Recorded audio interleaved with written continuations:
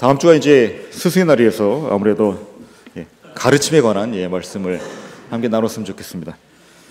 여러분은 지금까지 살아오시면서 좋은 스승들을 만나셨습니까? 여러분의 인생에 중요한 영향을 미친 분이 어떤 분이 계신지 모르겠습니다. 지금 대한민국 교육이 대학 입시 중심으로 판이 짜여져 있잖아요. 그러니까 누가 좋은 선생님입니까? 하면 이 말은 누가 잘 나가는 일타 강사냐 또는 누가 제일 돈을 많이 버냐는 말처럼 들리게 합니다.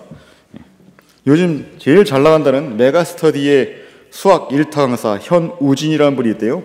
연봉만 해도 200억이 넘고 직접 제작한 교재 판매 수익도 수백 원 정도가 된다고 하고 최근에는 200억대 주택을 현금을 주고 구입을 했다고 하니까 저도 일찌감치 일타 강사 할 걸 그랬습니다. 하지만 일타 강사들이 수능 점수를 몇 점 오르게 할 수는 있지만 좋은 스승이다라고 부르기에는 주저하게 되죠. 왜 그렇습니까? 저희가 생각하는 좋은 스승은 인생의 방향을 제시하거나 가치관 형성에 큰 영향을 미치는 분이기 때문이죠. 제게 몇 분의 훌륭한 스승님이 있었습니다. 그 중에 이제 고등학교 1학년, 2학년 연속으로 담임을 맡으셨던 이제 한문 선생님이 계셨어요. 김윤구 선생님이란 분인데, 이분은 참 잊혀지지 않는 기억이 그거예요. 방과 후에 항상 교실 청소를 했잖아요. 요즘에도 그런 걸 하나 모르겠습니다. 근데 옛날에는 수업이 끝나면 항상 교실 청소를 하는데 당번이 맞잖아요. 그 당번은 돌아가면서 하게 돼 있었습니다. 자, 근데 그 선생님은 특이하게 항상 방과 후 종례 시간에 지원자를 받았습니다. 오늘 청소할 사람. 어쩔 때는 금방 이제 종례가 끝나는데 어쩔 때는 종례가 안 끝납니다. 왜냐하면 지원자가 없기 때문이죠. 그래도 끝까지 기다리십니다. 그러면 누군가는 손을 들어요. 이게 좋은 점도 있고 나쁜 점도 있지만 좋은 점은 뭐냐면 만약 돌아가면서 당번을 했다면 꾀부리고 도망가는 녀석들이 항상 있었는데 이게 자원을 하다 보니까 그런 녀석들도 1년에 한두 번은 반드시 자원해서 청소를 하게 되더라고요. 그거 보면서 진짜 강요된 규율이 아니라 자발적인 책임감이 공동체를 운영하는 데 있어서 얼마나 중요한가 하는 점을 배웠습니다. 자, 여러분은 이런 스승님이 있으십니까? 혹시 지금 여러분 앞에 있는 상황과 문제가 혼자 해결하기에는 너무 버거워서 여러분께 가르침을 주실 스승님이 절실히 필요하지 않으십니까? 오늘 본문은 세상의 어느 스승과도 비교할 수 없는 가장 지혜롭고 가장 친절한 스승님을 소개하고 있는데 바로 우리 하나님 여호와이십니다. 자, 오늘 본문을 보면 죄악으로 인해서 심판에 처하게 될 백성에게 심판 너머에 있을 회복의 때의 모습을 제시하죠. 저희가 지난 학기에는 18절, 19절 가지고 말씀을 나눴습니다. 분명히 그 전까지만 해도 하나님의 철저하고 혹독한 심판이 예고되어 있는데 그런데 18절에 가면 그러나 이것을 제대로 번역하면 그러므로가 더 좋겠죠. 그러므로 스스로 회복할 수 없는 상태의 백성이기 때문에 그러므로 하나님께서 회복하실 때를 기다린다고 했습니다. 자, 근데 오늘은 그 말씀에 이어서 하나님께서 친히 스승이 되셔서 친히 언약 백성을 가르치시겠다는 약속을 전달하죠. 도대체 언약 백성의 상태가 어떻게 이런 약속을 주실까요? 바로 그들이 언약의 하나님 여호와를 버리고 우상을 섬김을 통해서 이제는 보아도 보지 못하고 들어도 듣지 못하고 깨닫고 돌이킬 수 없는 그런 무기력의 상태에 처했기 때문입니다. 본문 특별히 22절 보면 그들에게 금과 은을 입힌 우상이 있었다고 언급하죠. 이사야서 2장 8절에서 9절 보면 더 구체적으로 언급하고 있는데요. 당시 언약 백성이 이방 민족의 풍습을 들여와서 우상을 만들어 그 땅에 가득하게 하고 지휘 고아를 막론하고 모두 경배하는 죄악을 저질렀다고 지적을 하죠. 이사야 선지자가 사역했던 주전 8세기 동안 가장 우상 숭배가 심했던 시기가 언제일까 하면 바로 아하스 왕의 재위 기간입니다. 열왕기하 16장이나 역대하 28장을 보면 유다의 아하스 왕을 소개하면서 그가 유다 온 땅을 우상 숭배로 뒤엎었기 때문에 하나님께서 아람과 이스라엘을 들어서 유다를 크게 징계하셨다라고 말씀을 하죠. 근데 아하스 왕은 하나님께 회개하고 돌이키기는커녕 오히려 아스루 왕에게 쪼르르 달려가서 동맹을 맺고 그의 힘을 빌어서 유다를 침입한 아람과 이스라엘을 물리칩니다. 그뿐이 아니죠. 아하스는 아스루 왕이 다메섹을 정벌할 때 그곳에 가서 아람 신전의 구조를 보니까 너무 멋있는 거예요. 그래서 돌아와서 그 도안대로 예루살렘 성전에 새로운 제단을 만들어 놓고 그곳에서 제사를 벌이기까지 합니다. 이렇게 해간 아하스 왕과 유다를 하나님은 다시 징계하시죠. 이번에는 유다의 조공을 바치던 에돔과 블레셋을 사용하셔서 유다를 침략하고 이에 아하스가 또 아스루 왕에게 도움을 청하죠. 근데 이번에는 아스루가 유다를 공격을 합니다. 문제는 이렇게 반복되는 하나님의 징계에도 불구하고 오히려 아람의 신들에게 제사하고 예루살렘 성전의 기구들을 부수고 성전의 문을 닫고 오히려 유다 각 성읍에 산당을 세워서 이방신에게 분향하게 만들었다는 것이죠. 아하스 왕은 다윗 왕의 후손입니다. 다윗 언약의 계승자입니다. 예루살렘 성전이 있는 바로 그곳에서 다스리는 왕이죠. 그런데 그 사람이 우상숭배를 일삼았다는 것이죠. 하나님이 이렇게 우상숭배를 일삼는 언약 백성들에게 외적의 침략뿐 아니라 선지자들 보내서 하나님의 경고를 반복해서 전하시죠. 그런데 그들은 회개하고 돌이키기는커녕 하나님의 말씀을 거부합니다. 오늘 본문 바로 앞에 있는 이사야 30장 10절에서 11절 보면 이렇게 기록하죠. 그들이 선견자들에게 이르기를 선견하지 말라. 선지자들에게 이르기를 우리에게 바른 것을 보이지 말라. 우리에게 부드러운 말을 하라. 거짓된 것을 보이라. 너희는 바른 길을 버리며 첩경에서 돌이키라. 이스라엘의 거룩한 일을 우리 앞에서 떠나시게 하라 하는도다. 이렇게 말씀하죠. 하나님의 경고를 지속적으로 거부하는 백성들에게 주신 하나님의 반응은 그들이 보아도 보지 못하고 들어도 듣지 못하고 깨닫고 돌아와 회개하지 못하게 하신 것이죠. 그래서 이사야서 29장 10절은 이렇게 기록합니다. 대저 여호와께서 깊이 잠들게 하는 영을 너희에게 부어주사 너희의 눈을 감기셨음이니 이는 그가 선지자들과 너희의 지도자인 선견자들을 덮으셨음이라 그랬습니다. 바로 이사야서의 소명이 담긴 6장 9절에서 10절에서 그에게 주셨던 말씀의 성취가 이제 일어났다는 겁니다. 이 백성의 마음을 둔하게 하며 그들의 귀가 막히고 그들의 눈이 감기게 하라. 그들이 눈으로 보고 귀로 듣고 마음으로 깨닫고 다시 돌아와 고침을 받지 못하도록 하라 하는 말씀이죠. 언약 백성이 회개하고 돌아오지 못하도록 아예 눈을 가리고 귀를 닫으셔서 깨닫지 못하게 하셔서 철저한 심판이 이제 임하게 된 것이죠. 그래서 이사야서에서는 이렇게 심판 중에 처해 있는 백성의 상태를 맹인, 귀머거리라는 비유를 통해서 이야기하죠. 근데 놀라운 사실은 하나님께서 이렇게 철저한 심판을 통해서 언약 백성을 진멸하시고 거기서 언약을 끝내버리신 것이 아니라 남은 자를 통한 온전한 회복을 또 계획하셨다는 것이죠.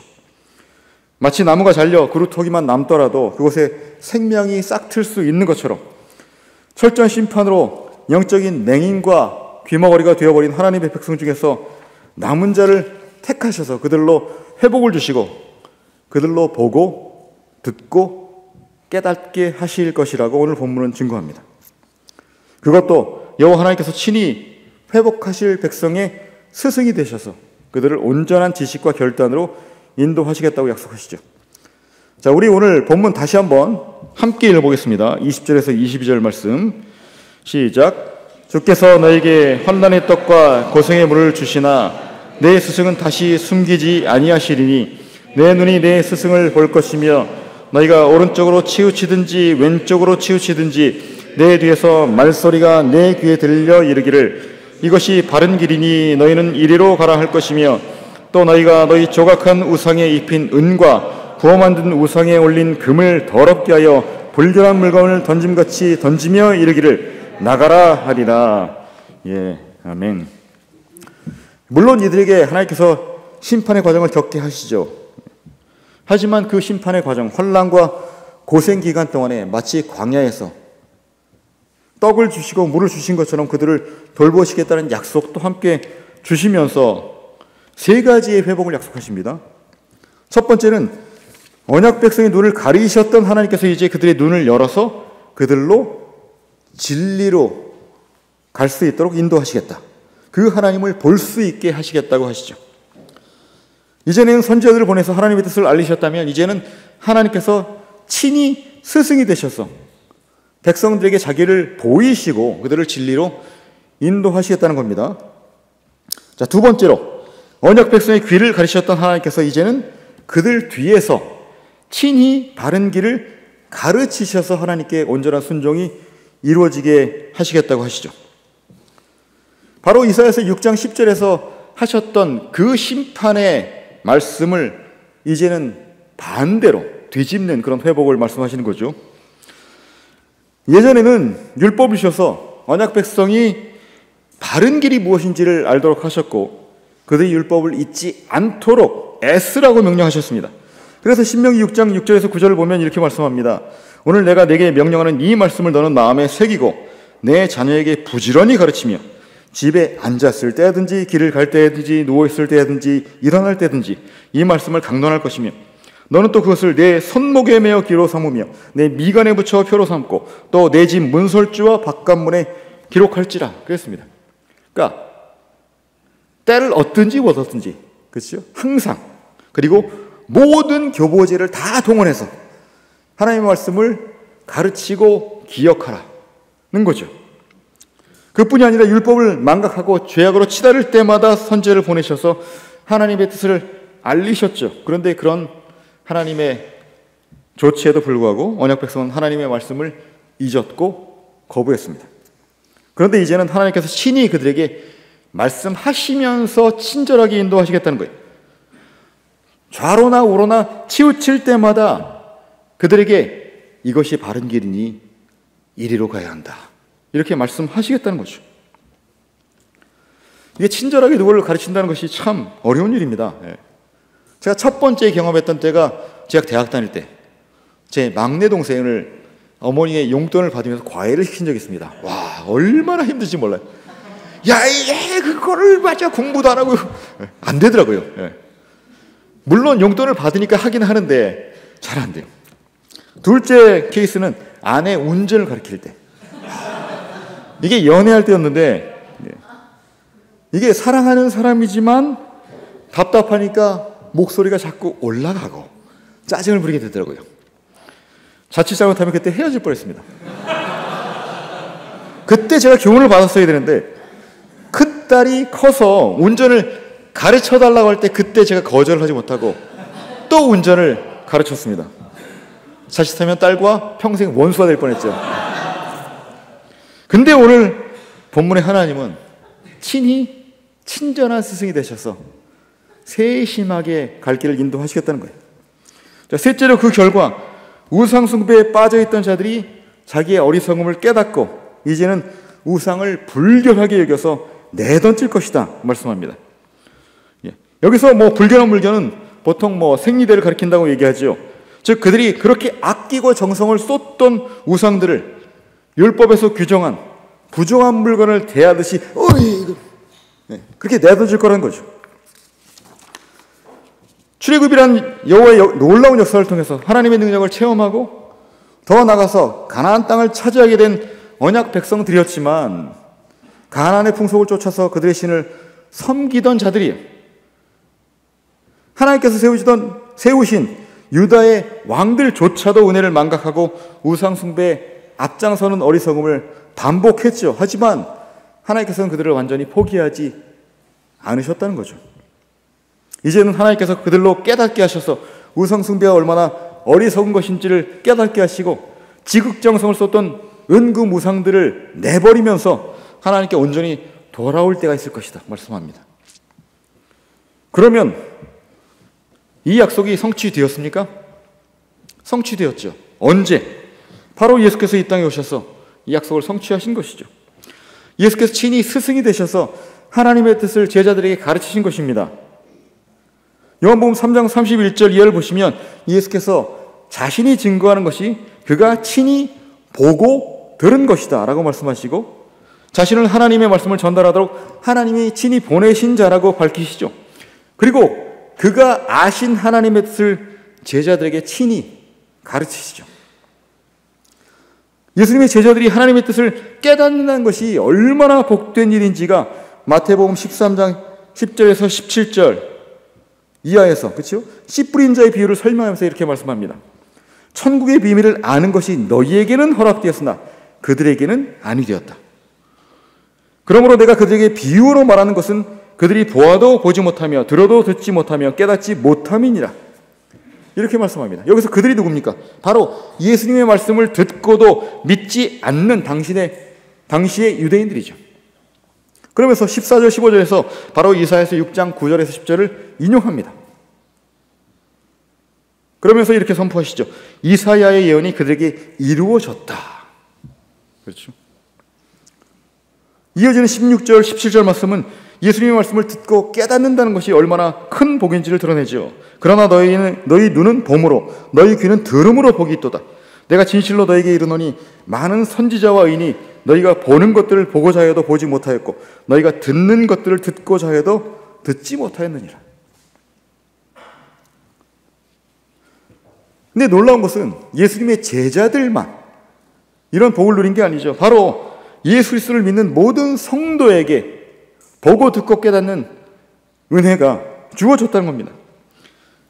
바로 예수께서 하나님의 뜻에 순종하시고 십자가를 지시고 그렇게 해서 우리의 죄악을 걷어내시니까 우리의 영적인 무지와 어두움이 거쳤죠. 거기에다가 진리의 영 성령님을 보내셔서 예수께서 가르치신 것을 깨닫게 하시고 하나님께서 기뻐하시는 그의 뜻이 무엇인지를 알게 하셨어요. 진리의 영, 보혜사, 하나님의 깊은 것이라도 통달하시는 영이 저와 여러분에게 주어져 그 하나님의 뜻을 순종할 수 있게 하셨다는 거죠. 저와 여러분은 이미 이런 놀라운 스승을 가지시고 저와 여러분은 이미 그 스승의 가르침을 받고 있는 복된 사람인 줄 믿으시기 바랍니다. 우리 안에 성령님이 계시다는 것, 우리가 그리스도와 연합해 있다는 것이 얼마나 놀라운 복인지 모릅니다. 이게 순종이라는 것도 마찬가지죠. 제가 어릴 때 요한복음 15장에 참 포도나무로 비유를 이렇게 설교를 들을 때마다 큰 부담을 느꼈어요. 야, 나도 열매를 맺어야 할 텐데 내가 맺어야 하는 열매는 무엇일까? 내가 열매를 맺지 못하면 잘라져서 불에 내던져질 텐데 큰일 났다. 얼마나 염려하고 시험거리였는지 몰라요. 그런데 나중에 보니까 그 말씀이 아니에요. 우리는 예수님과 연합해 있다는 것이고 그 예수님과 연합해 있기 때문에 열매를 맺을 수밖에 없다는 거죠. 완전 다른 말씀이더라고요. 제가 미국에 유학 시절 중에 어느 겨울이 끝나갈 무렵 폭설이 내린 적이 있습니다. 어마어마한 눈이 내렸어요. 그 폭설로 인해서 집 앞에 자라던 버드나무 가지가 크게 휘어지고 어떤 가지들은 눈의 무게를 견디지 못하고 막 부러졌습니다. 근데 며칠 지나지 않아서 아주 신기한 일이 벌어졌어요. 마치 그 부러진 가지 끝에서 수도꼭지를 뜬 것처럼 물이 쏟아져 내리는 거예요. 왜 그래? 어떻게 그런 일이 일어났을까? 이게 수분을 한껏 머금은 땅 속에서 있던 그 물이 이게 나무 뿌리를 통해서 흡수되고 나무 몸통을 통해서 가지로 전달되면서 그 부러진 자리에서 물이 쏟아진 거죠. 그 순간 제가 바켓을 들고 나가서 저 수액을 받아 마시면 내 피부가 좋아질까? 그런 생각을 해본 적이 있습니다. 우리가 하나님의 말씀을 깨닫고 순종해서 열매를 맺는다는 것이 그런 것이죠. 우리가 스스로 깨달으려고 애쓰고 스스로 순종하려고 몸부림쳐서 이루어지는 것이 아니라 참 포도나무 대신 예수님께 우리로 가지로 붙어있게 하시고 성령께서 우리 마음을 주장하셔서 열매를 맺게 하신다는 거죠. 은혜로 이루신다는 겁니다. 말씀을 마치겠습니다. 여러분은 지식과 지혜가 필요하십니까? 걱정하지 마십시오. 여러분에게는 이 세상 누구와도 비교할 수 없는 탁월하고 친절한 스승님이 계십니다. 모든 사람에게 후히 주시고 꾸짖지 아니하시는 하나님께 구하시기 바랍니다. 독생자 예수님도 아끼지 아니하시고 내어주실 만큼 사랑하는 당신의 자녀들에게 성령님을 통해서 지식과 지혜를 풍성히 주실 줄 믿습니다. 여러분, 여름에 다가올 히브리어 걱정하지 마세요. 성령께서 인도하실 것입니다. 근데 중요한 것은 뭐냐면 그렇게 구하는 지식과 지혜가 무엇을 위한 것이냐는 것이죠. 물론 히브리어 헬라어 잘하게 되면 성공적으로 MDiv 과정을 마치겠죠. 잘하면 3년 만에 마칠 수 있을 것입니다. 늦어도 4년이면 마치겠죠. 더 나아가서 성경을 원어로 읽을 수 있는 능력을 갖추게 되면 성경 본문의 의미를 더 깊이 깨닫고 여러분의 평생의 사역에 큰 유익을 얻겠죠. 신학적인 체계를 잘 갖추면 흔들리지 않는 든든한 신앙과 믿음의 기초를 갖게 될 것입니다. 성경신학적으로 성경을 잘 이해하면 복음을 효과적으로 전달하는 사역자가 될 수 있을 것이죠. 그런데 그러한 지혜와 지식이 만약에 나의 목회의 유익과 성공을 위한 것이라면 추구할 것이 아니죠. 그렇다면 그것은 또 다른 우상숭배가 될 것이기 때문입니다. 그렇다고 해서 우상숭배를 나는 저지르지 않겠다, 지식 얻기를 게을리하겠다 라고 결단하지는 마시기 바랍니다. 이게 은혜로 구원받는 것만 해도 얼마나 놀랍습니까? 그런데 말씀의 사역자로 부르심을 받았잖아요. 그러면 얼마나 하나님께서 주시는 지혜와 지식을 얻기 위해 몸부림쳐야겠습니까? 다만 목표가 바르게 세워져야겠죠. 나의 성경적 지식, 신학적 지식을 통해서 어떻게 주의 교회를 든든히 세워갈까? 어떻게 하면 나의 복음 선포를 통해서 한 영혼이라도 더 그리스도를 영접하게 할까? 특별히 말씀 맡은 사역자로서 우리의 대사부이신 삼위일체 하나님께 배운 것을 우리가 섬기는 성도들에게 잘 가르치는 좋은 복음의 스승이 될까? 그것이 저와 여러분에게 고민이 되었으면 좋겠습니다. 제 박사과정 중에 첫 지도교수였던 돌아가신 알란 그롭스 교수님이 계시는데요. 이분은 정말 하나님의 신실한 제자이자 제가 본받고 싶은 스승님입니다. 지금도 살아계시다면 미국에 갈 때마다 찾아뵐 텐데 제가 논문을 막 쓰려고 하는 그때 돌아가셨죠. 이분은 소천하시기 전까지 한 20년을 웨스트민스터에서 구약 교수로 재직하시면서 밤낮으로 지하 연구실에서 구약 성경의 히브리어를 컴퓨터 데이터로 전환하는 작업을 하셨어요. 왜 밤낮이라고 하냐면 이분이 불면증이 너무 심해서 잠을 못 주무시니까 그냥 깨시면 학교 지하 연구실로 나오시는 거죠. 비록 개인적으로 많은 저술을 남기지는 못했습니다. 하지만 이분의 헌신으로 탄생한 것이 바로 웨스트민스터 모르폴로지입니다. 여러분 바이블복스건 로고스건 바로 히브리어 데이터베이스, 그것이 바로 전 세계 학자들과 목회자들, 신학자들이 사용하는 주로 원어 성경 프로그램을 가능하게 한 것입니다. 이 그롭스 교수님은 죽음을 통해서도 제게 큰 신앙의 유산을 남기셨습니다. 지금 제 나이 정도에 암 수술하신 것이 재발해서 소천하셨는데요. 소천하시기 전에 남기셨던 유언장이 제게 큰 충격을 주었습니다. 이 유언장에는 장례 예배에 초대하는 글이 포함되어 있었어요. 근데 예복에 대한 당부가 아주 특별했습니다. 내가 죽어서 이제 천국에 들어가 영원한 복락을 누릴 것이고 천국에서 잔치가 벌어질 텐데 제발 밝은 색의 잔치 옷을 입고 장례 예배에 와달라 그러셨어요. 정말이지 그 장례 예배 식장에 갔는데 화려한 색깔의 옷을 입은 1000명이 넘는 사람들이 예배당을 가득 메운 가운데 정말 신나게 춤추고 찬양하는 축제가 벌어졌어요. 과연 신자의 죽음이 무엇인가? 한 번도 생각해 보지 못한 전혀 새로운 교훈을 받았죠. 교수님의 인생뿐 아니라 죽음을 통해서라도 성도에 갖는 삶과 죽음의 의미를 깨닫게 하실 것이죠. 하나님께서는 죄와 무지로 죽을 수밖에 없는 우리에게 큰 은혜를 베푸셔서 예수 그리스도의 십자가로 구원하셨을 뿐 아니라 우리에게 하나님이 여기신 성령을 보내셔서 하나님의 뜻을 깨닫게 하셨습니다. 그뿐 아니라 세상에 지혜자들이 많지만 미련한 저와 여러분들을 택하셔서 하나님의 뜻을 당신의 백성에게 가르치고 인도하는 엄청난 직분을 주셨습니다. 이 직분을 어떻게 감당하시겠습니까? 아무쪼록 우리에게 지혜를 허락하시는 친절하신 스승 성령 하나님께 매일 매순간 배움의 은혜를 구하되 그 깨달음을 통해 하나님을 더욱 기쁘시게 하고 하나님의 나라를 확장하는 복음의 사명을 감당하기를 구하는 저와 여러분 되시기를 주님의 이름으로 축원합니다. 우리 함께 오늘 말씀을 가지고 저희 자신을 돌아보고 하나님께 기도했으면 좋겠습니다. 지혜와 지식이 필요한 저와 여러분들, 하나님께 주의 말씀을 깨닫고 주의 뜻을 따라갈 수 있는 지혜와 결단을 허락해 주시옵소서. 저희 삶의 현장에서 만나는 어려움들, 저희 스스로 감당할 수 없어 눈물 짓고 누구에게 털어놓지 못할 때 있는데, 하나님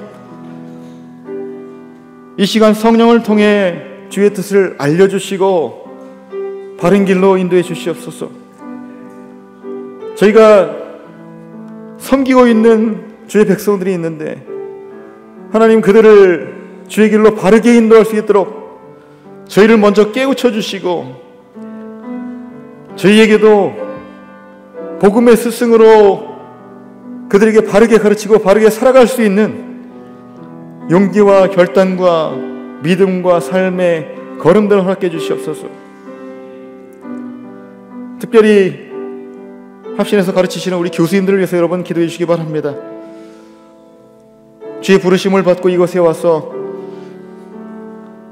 여러분들을 가르치시며 밤낮으로 기도하시고 최선을 다하시는 종들의 삶에도 역사하시고 지혜를 허락하시고 영역간의 강건함도 허락하셔서 주께서 막힌 일들을 주님 오실 때까지 충성되이 감당하고 이 마지막 때에 합신을 주의 복음의 선지동산으로 또 우뚝 세울 수 있는 귀한 사역들을 감당하게 인도해 주시옵소서.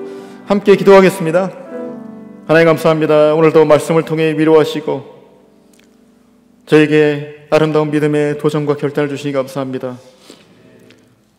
비록 저희들은 무지하고 폐역하지만 지금도 성령으로 저희와 동행하시며 역사하시고 저희를 주의 길로 인도하시는 은혜가 있는 줄 믿고 감사드립니다.